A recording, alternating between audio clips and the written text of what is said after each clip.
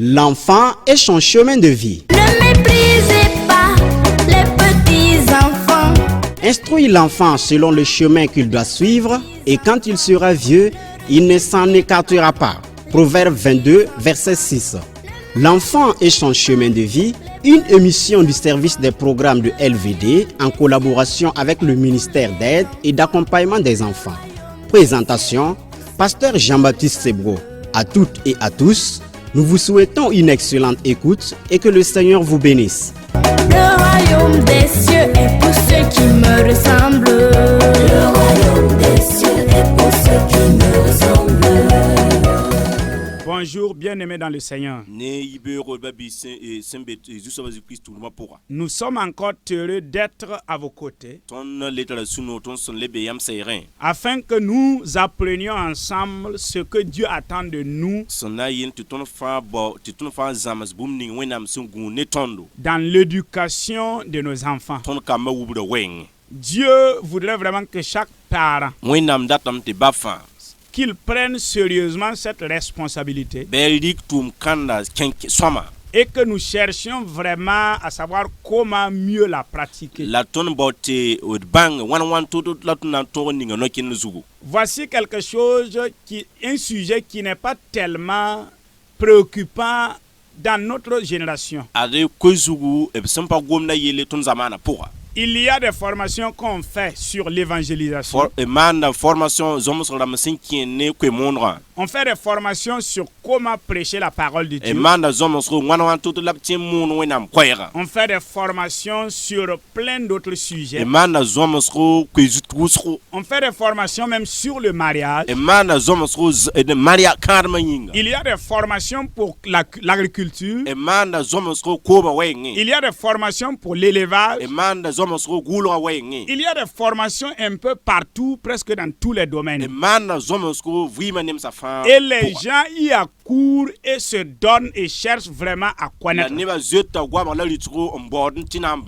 Mais très rarement, j'ai entendu parler de formation pour l'éducation des enfants.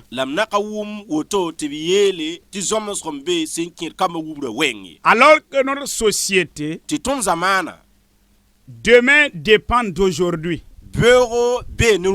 Ce que nous aurons fait aujourd'hui, c'est ce qui va préserver demain. C'est ce qui va permettre à demain d'être ce que nous attendons.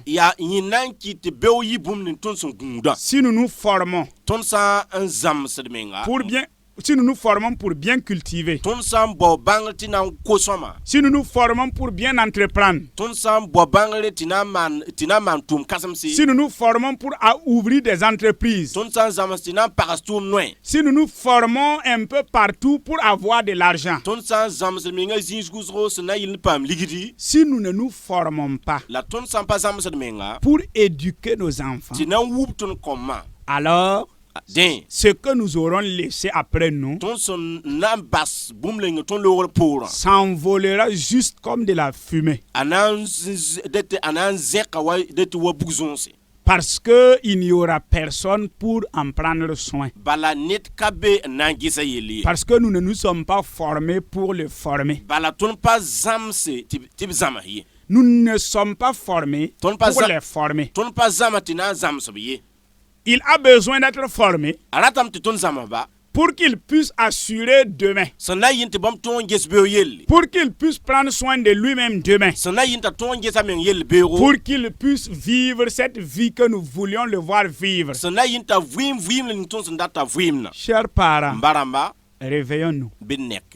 Ouvrons les yeux concernant nos enfants.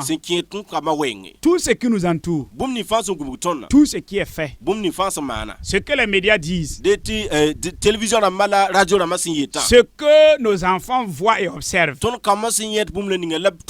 Ne les forme pas pour construire un avenir. Mais plutôt on les enseigne de vivre une vie libre.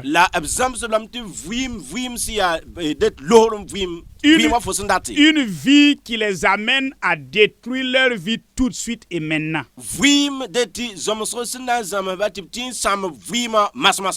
Alors que Dieu a besoin de chaque enfant. C'est pour cela, dans la session passée, ayant lu dans Exode 13, le verset 8 et le verset 14, Dieu a pris le soin de dire aux enfants d'Israël qu'ils doivent tout faire pour donner les bonnes informations pour que les enfants sachent d'où est-ce qu'ils sont venus et où est-ce qu'ils vont. Cela a fait que dans la tradition juive, jusqu'à aujourd'hui, la fête de la Pâque étant célébrée, à cette occasion, on raconte aux enfants ce qui s'est produit en Égypte. Et nous avons conclu en disant que nous nous reproduisons dans nos enfants. Autrement dit, ce que nos enfants seront, ce que nos enfants sont, c'est ce qu'ils ont appris de nous. C'est pour cela que nous devons être un modèle pour eux. La Bible veut que chaque père soit une référence. La Bible veut que chaque mère soit une référence. Dieu voudrait que moi, je donne le bon exemple à mes enfants. Dieu voudrait que tu donnes le bon exemple à tes enfants. Dans la vie pratique, dans les actions que nous posons, dans les paroles que nous disons tout le temps, dans tout ce que nous faisons concernant l'œuvre de Dieu, dans notre lecture de la parole de Dieu, dans notre consécration dans la prière, dans notre activité pour l'œuvre de Dieu, dans tous les domaines de notre vie, nos enfants doivent voir quelque chose en nous. Et pour cela, Jésus a dit à ses disciples d'être ses imitateurs, de faire comme lui il a fait. Et nous allons lire ce texte dans Jean chapitre 13. Nous allons lire le verset 14 et 15. Il est dit: si donc moi, le Seigneur et le Maître, je vous ai lavé les pieds, vous aussi, vous devrez vous laver les pieds les uns les autres. Je vous ai donné un exemple pour que vous agissiez comme j'ai agi envers vous.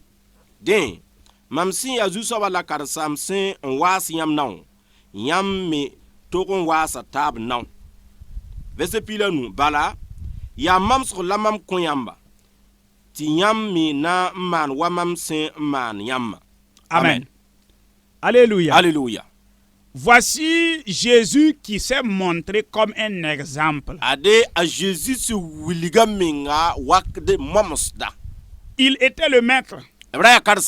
Il était le Seigneur. Il était le Dieu. Et malgré tout cela, il s'est humilié. Et il a donné un exemple pour que ses disciples le suivent. Qui que vous soyez, père et mère, si nous sommes un chrétien, les premiers disciples que nous devons enseigner, les premiers disciples que nous devons conduire dans le royaume de Dieu, les premiers disciples pour lesquels Dieu nous demandera compte, ce sont nos enfants. Ce sont les membres de notre maison. Et Dieu voudrait nous demander de donner ce que nous sommes. Ce qu'il nous donne comme mission et tâche. nous devons le reproduire d'abord chez nous. Nous devons donner l'exemple à la maison. Nos enfants doivent voir en nous celui qui n'ont pas vu de leurs yeux le Seigneur Jésus. Ils n'ont pas vu Jésus de leurs yeux. Jésus n'est plus là physiquement. Mais nos enfants doivent être capables de voir. À force d'entendre ce que Jésus a fait, à force d'entendre comment Jésus vivait, à force de voir comment on dit que Jésus était plein d'amour et de compassion, nos enfants doivent être capables de dire un jour, papa est tout comme Jésus, maman est tout comme Jésus. Oui, c'est ce que Dieu veut. Je dois être ainsi pour mes enfants. Et vous devez être aussi ainsi pour vos enfants. Telle est la recommandation de Dieu. Pour que nos enfants soient ceux qui vont nous imiter. Ce que nous devons savoir, Dieu compte beaucoup sur nous. Pour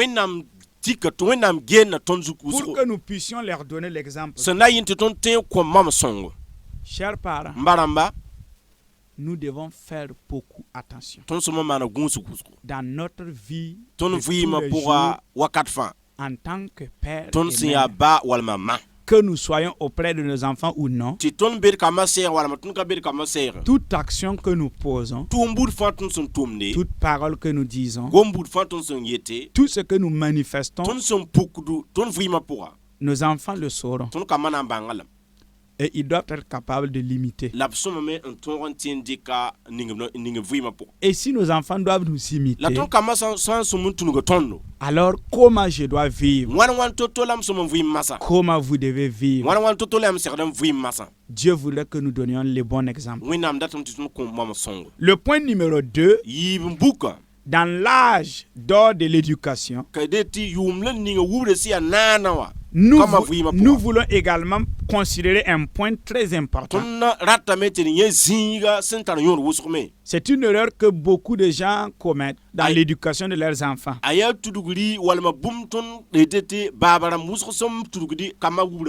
Le plus souvent, nous entendons dire, j'ai eu d'autres enfants, mais eux, ils n'ont pas été comme lui. J'ai éduqué les autres comme je l'éduque aujourd'hui. Et pourquoi lui, il est différent? Oui, chaque enfant est différent. Ne généralisons pas et ne mettons pas tous nos enfants dans un même sac. Chaque enfant est unique. Chaque enfant est différent. Quand la Bible nous dit, par exemple dans Ésaïe 43, Jésus dit, et la Bible nous dit plutôt, que Dieu connaît chacun par son nom. Dieu me connaît par mon nom. Dieu vous connaît par votre nom. Dieu connaît chacun de nos enfants par leur nom. Le nom ici que la Bible nous donne, il y a le nom que nous appelons. Il y a aussi la personnalité de la personne. Dieu connaît la personnalité de chaque être humain. Puisqu'il a créé chacun de façon différente. C'est pour cela que vous allez voir que dans la Bible, vous ne trouverez jamais deux personnes qui aient vécu les mêmes expériences. Les actions ou les expériences, les réalités que nous allons faire face, tout est différent d'une personne à l'autre. C'est pour cela dans la vie chrétienne, vous allez voir que deux personnes qui se convertissent le même jour, dans la même église, devant le même pasteur, qui assiste aux mêmes enseignements, même si vous voulez, s'ils vivent dans la même cour, vous allez voir qu'ils auront des expériences différentes. Ils auront des réalités ou des épreuves différentes auxquelles ils vont faire face. Et même si les personnes en font face aux mêmes épreuves, la façon dont chacun va réagir face à l'épreuve ne sera jamais la même. Et le moyen d'en sortir que Dieu va frayer pour chacun ne sera pas la même. Et la découverte que chacun aura à faire de Dieu dans son épreuve ne sera jamais la même. Parce que dans l'épreuve, la Bible promet que Dieu nous assistera. Et il fera un chemin pour que nous puissions en sortir. Mais dans cette expérience de la rencontre ou de chemin que Dieu va frayer, les deux personnes qui font face à la même réalité, ils ne verront pas et n'expérimenteront pas les mêmes choses. Dieu a créé chaque être humain différent. Et dans l'éducation de nos enfants, nous devons tenir compte de cette différence. Nous devons aussi avoir en tête que mon enfant que j'ai devant moi est différent de tous les autres.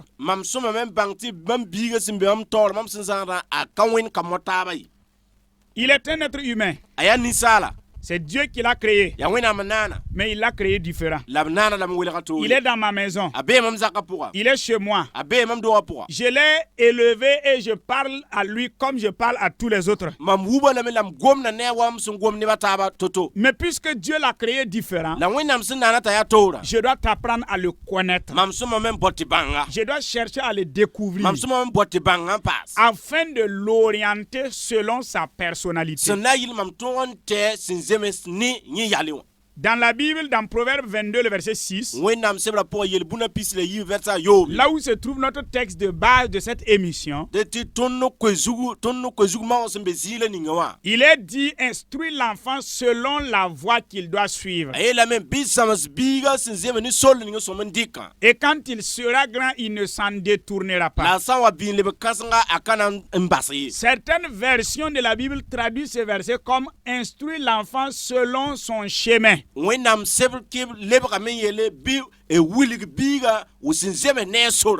Chaque enfant a un chemin que Dieu a tracé. Puisque son chemin est différent, Dieu lui a pourvu, l'a doté d'une personnalité différente. Et face à sa personnalité, nous devons l'éduquer et l'instruire suivant cette réalité. Alléluia. Alléluia. Chers parents, nous devons considérer cette différence quand nous éduquons nos enfants. Puisqu'il est différent, son chemin est différent. Et comme son chemin est différent, nous devons avoir une attitude différente dans notre éducation avec lui. Quand nous considérons dans la vie de Jésus avec ses disciples,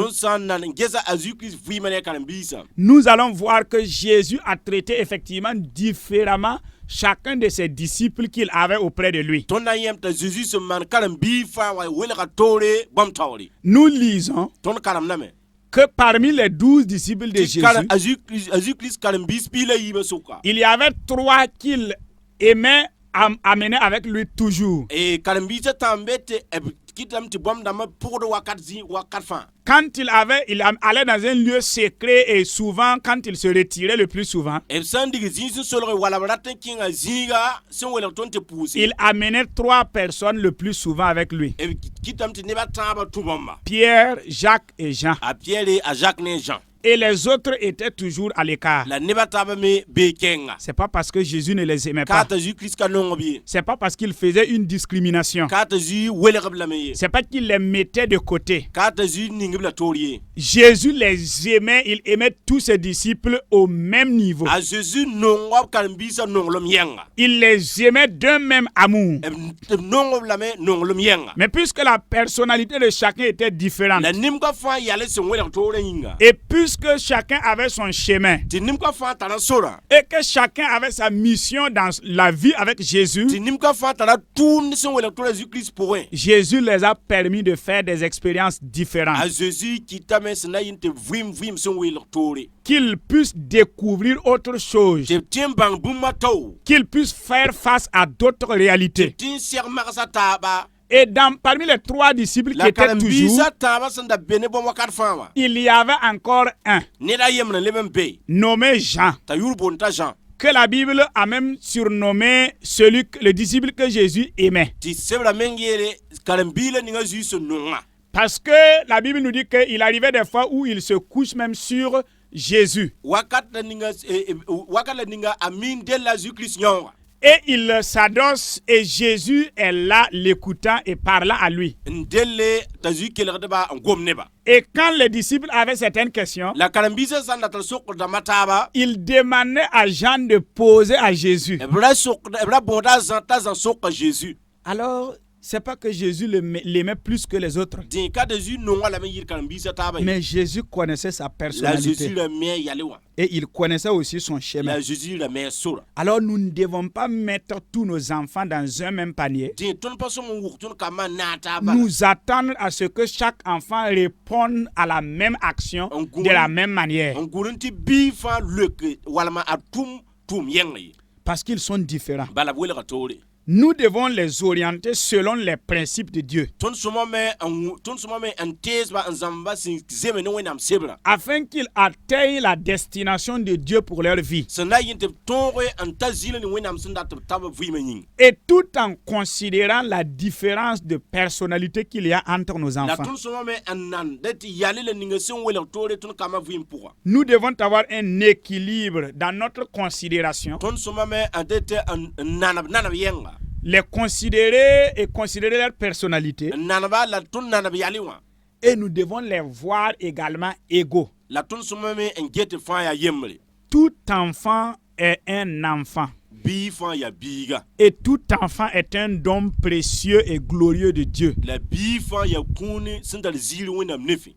Un garçon, une fille, le premier et le dernier, ou encore qui qu'il soit, quel que soit le rang qu'il occupe dans notre couple,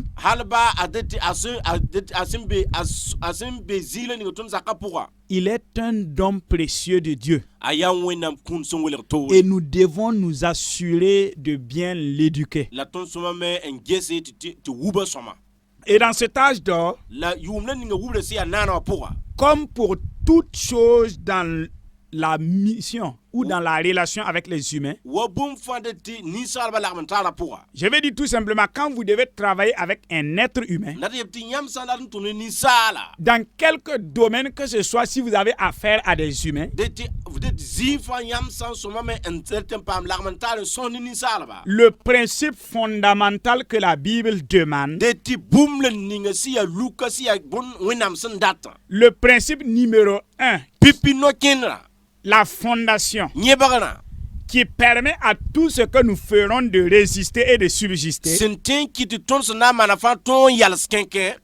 dans la relation humaine, c'est l'amour.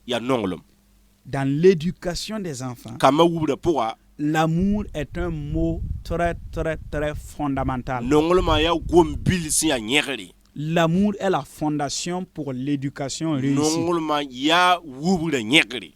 La Bible nous dit dans 1 Corinthiens 16, le verset 14,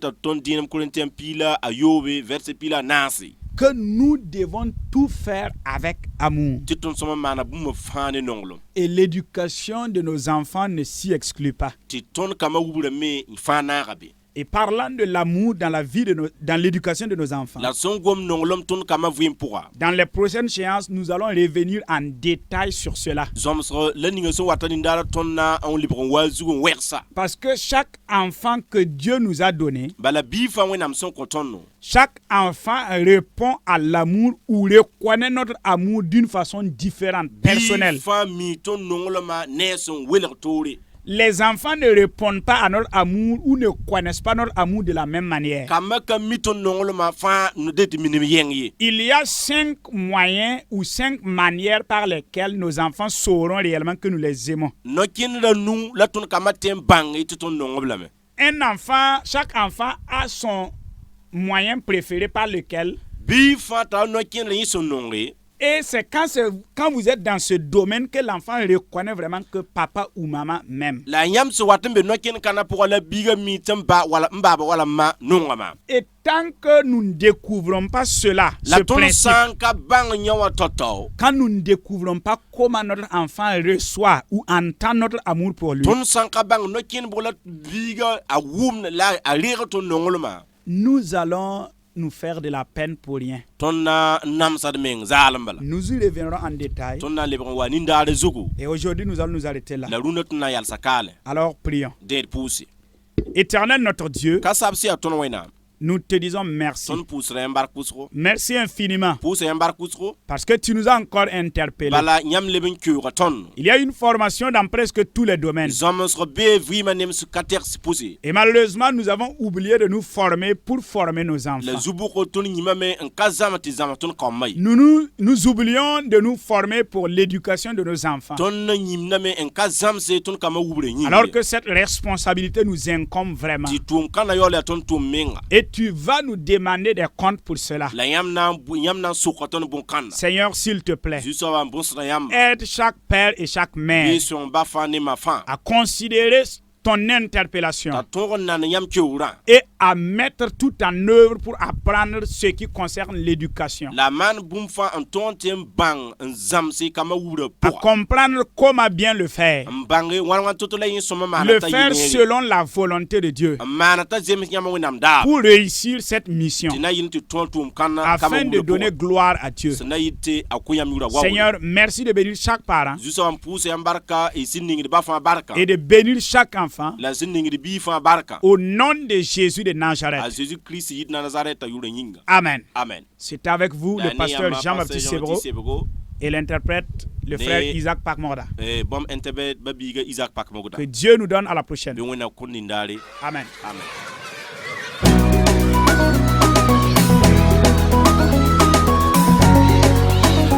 C'était l'enfant et son chemin de vie. Instruis l'enfant selon le chemin qu'il doit suivre, et quand il sera vieux, il ne s'en écartera pas. Proverbe 22, verset 6. L'enfant et son chemin de vie, une émission du service des programmes de LVD en collaboration avec le ministère d'aide et d'accompagnement des enfants. Présentation, pasteur Jean-Baptiste Sebro. Si suite à cette émission, vous avez des questions ou des suggestions, veuillez nous contacter aux adresses suivantes.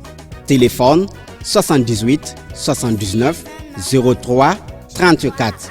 WhatsApp 77 54 51 19. Au revoir et à la prochaine.